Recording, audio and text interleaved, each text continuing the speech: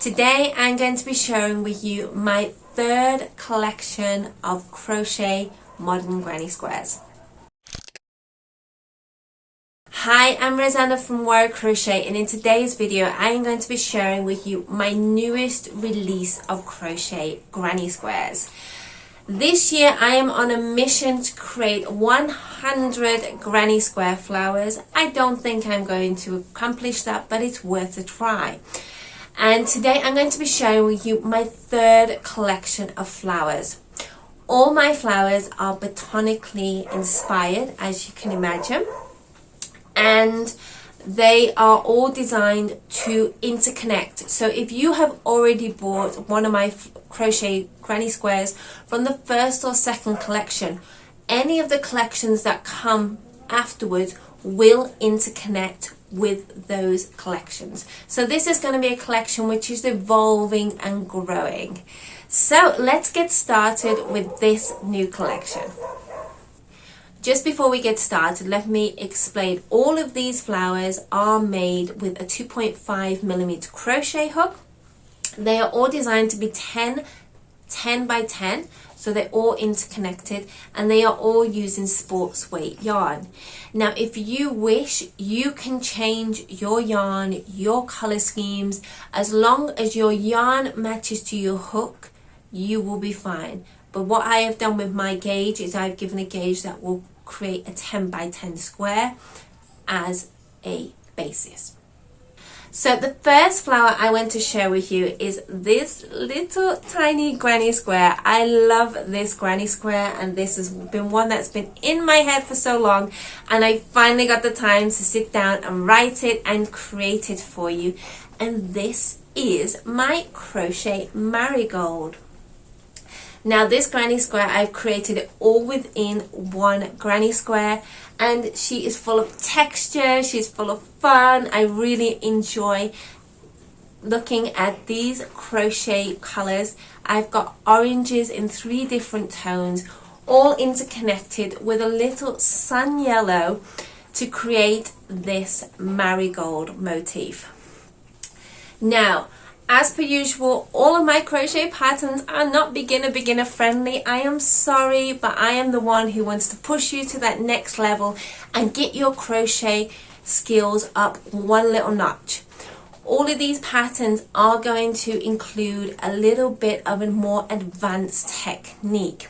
Now don't worry, if you already know your basics, you know your single crochet, how to do a magic circle, slip stitch, double crochet, what these patterns are going to do is introduce a more advanced technique, such as working in a back loop, working in the front loop, adding a picot, how to surface crochet. Now don't worry, if you do not know how to do any of those techniques, with all of my patterns there is a PDF special stitches document that comes with all my patterns, and for each of those stitches I give you a description of how to do that stitch. And also you can click onto that name and it will direct you onto one of my YouTube videos where I will give you a visual tutorial of how to do those stitches. So as this is more advanced, this does use more advanced stitches, such as the surface crochet. And I've used surface crochet and a little bit of embroidery technique here to create this beautiful little stem. So this is the marigold granny motif.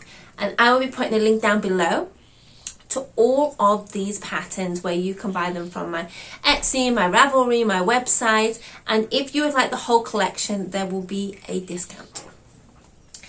So the next one up which I want to share with you is my, let me find her, this one, is my crochet rain lily. Now this is a new plant to me. I actually got it for our garden at the end of summer, and I'm in Brazil, so we have really heavy monsoon storms in summer, and it can be quite terrifying. But with these little water lilies, the next day they open up, and it's like with the rain lilies, it is like very similar to a water lily, and they open up after the rain, and they're like a little cup with a yellow globe center. They are the most delicate and gorgeous flowers that me and my husband actually went straight back to the garden center and bought a few more trays, and now our garden is just dotted around with lots of these little bulbous plants which are going to come up every year. So I had to make a crochet pattern, and this is my little rain lily. Now this one is worked over 2 squares, and the flower is 3D, and she stands proud against the granny square there, so you can see. And also the petals are overlapping, just like a real rain lily. And I've done mine in pink, although mine are white in the garden, because I wanted a higher contrast against my cream background, because I'm using cream for all of these crochet squares. But if you had done a white, it would be really amazing with another colored background. And then to complement this, I have done the similar leaves that you find with the rain lily, and I have done these in a collection of 3. Now this pattern will come as 2 in 1.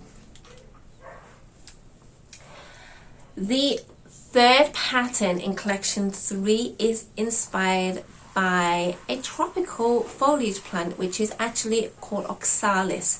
Now many of you will know the Oxalis triangular, which is similar to a clover but with purple triangles. That is on my list. It will be there in the future, but for now I have done a traditional Oxalis with the love heart 4 designed leaf.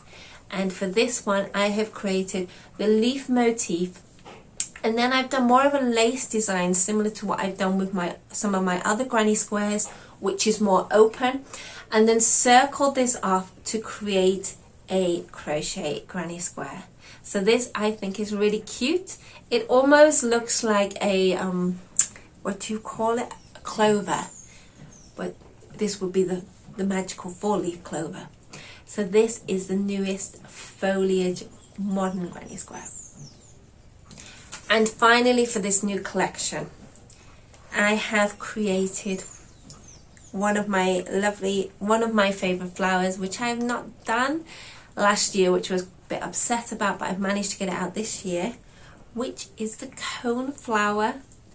And this motif has a domed flower. Can you see that? So there is a 3D effect with all those petals spiraling around in the granny square. And to complement this, I have made a cone flower leaf.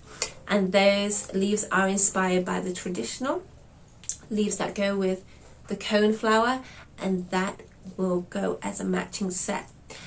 As I've said with my other patterns, if you wish, you could do a few granny squares of the leaves and create some height, just like I did when I made my cottage garden blanket.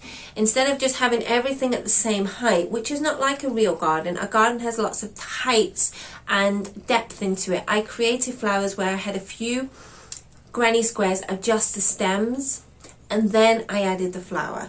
So it's up to you. So those are all of my latest granny square collection. These are all modern flowers inspired. And finally we have got here my favorite, the marigold. So I hope you've enjoyed this short and sweet video. It's given you all the information you need, and I will see you in the next crochet video. Bye!